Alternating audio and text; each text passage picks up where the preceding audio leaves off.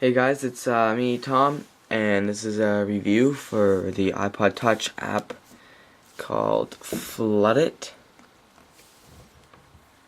Oops.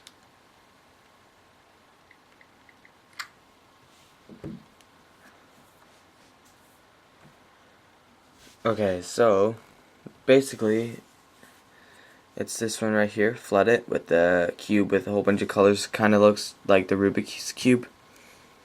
So you click it, just Flood It. It's by Lab Pixies. It's a puzzle game. You have 22 steps to get to clear all these colors, but I'll just show you some stuff first. This is about the game and how you play and statistics and stuff. This is color schemes and the size of the board, and that just resets it. So how you play this is basically you start off in this corner where this purple square is, and you try and get this whole screen a solid color.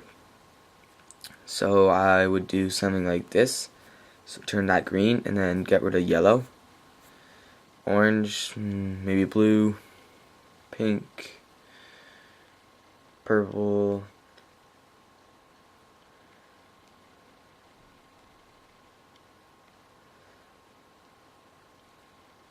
this game is very fun, but it is also very hard.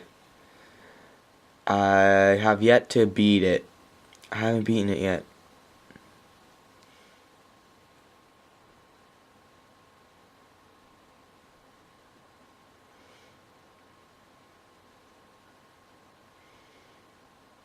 So this is about as close as I've ever gotten. But yeah, I ran out. There's 2 colors left. So once you run out of steps, it's basically game over. You start a new game, or you could view your statistics or challenge your friend. So yeah, that's basically it. To get it, just went to the App Store. 1 second. Into games, obviously. Puzzles,